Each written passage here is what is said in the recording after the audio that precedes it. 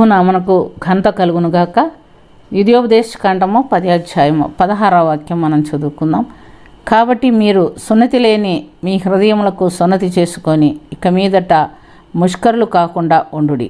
ప్రియమైనటువంటి దేవుని బిడ్డలారా, ఇశ్రాయేల్ జనాంగం దేవుడు తన జనాంగముగా వారిని నిబంధన చేసుకున్నాడు. సున్నతి ద్వారా నిబంధన చేసుకుంటున్నట్టుగా మనము గమనిస్తున్నాం. ఆదికాండం 17వ అధ్యాయము 10-11 వాక్యాల్లో చూసినట్లయితే, మీరు మీ శరీరానికి సున్నతి చేసుకుంటేనే మీరు నా జనాంగం అవుతారు, లేకపోతే మీరు అన్ని జనులతో సమానము. మీ ఇంట కొనబడిన వారు, మీ యొక్క బానిసలైనా ఎవరైనా నీ ఇంట ఉన్న కుమారులే కానీ ఎవరైనా మగవారందరూ సున్నతి పొందాలి. అప్పుడే వారు నాతో నిబంధన చేసుకున్న జనాంగం అవుతారని అబ్రహాముతో దేవుడు సెలవిచ్చిన ప్రకారంగా ఆనాటి నుండి వారు సున్నతి ఆచరిస్తున్నట్లుగా మనం చూస్తున్నాం. అయితే ప్రియమైనటువంటి దేవుని బిడ్డలారా, ఇక్కడ మోషే ఏం చెప్తున్నాడంటే, మీ శరీరానికి సున్నతి కాకుండా మీ హృదయాలకు సున్నతి చేసుకోమని చెప్తున్నాడు. ఎలాగంటే ముష్కరులు కాకుండా ఉండునట్లుగా మీ హృదయాలు. ముష్కరులు అంటే మూర్ఖులు, తిరుగుబాటు చేసే స్వభావం గలవారు, కట్టడలకు లోబడని వారు.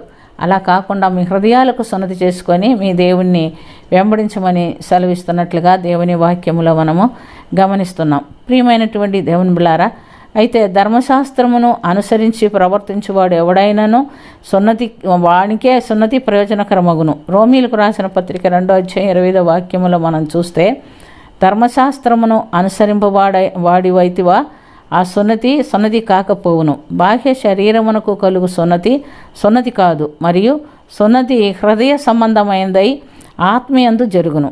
ఇదే నిజమైన సున్నతి. అన్ని జనులైనటువంటి మనము విశ్వాసం ద్వారా దేవుని చేత అంగీకరించబడి రక్షణ పొందినట్లుగా మనం చూస్తున్నాం.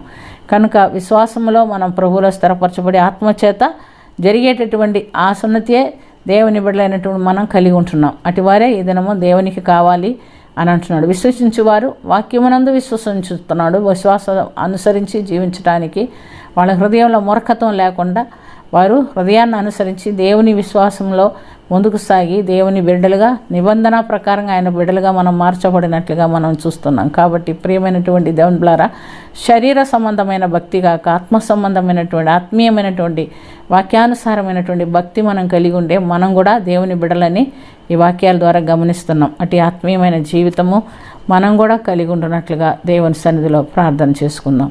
ప్రభువా యేసు రక్షక, మేము మూర్ఖులుగాక నాయన, ముష్కరులుగాక నాయన, మూఢులు కాకుండా నా ప్రభువా నీ వాక్యమునందు విశ్వాసం ఉంచి దాన్ని అనుసరించి జీవించేటటువంటి నీ ప్రియ బిడ్డలుగా ఈ లోకములో యేసు ప్రభునందు విశ్వాసం ఉంచి రక్షణ పొందమన్నావు నాయన. ఆ రక్షణ అనుభవంలో పరిశుద్ధాత్మ అభిషేకంలో మేము ముందుకు సాగుటకు మాకును మీరు అధికారం ఇచ్చి దీవించి బలపరిచి నడిపించమని యేసుక్రీస్తు పుణ్యనామమున అది మిక్కిలి వినయంతో అడిగి వేడుకొంచున్నాము తండ్రి. ఆమేన్.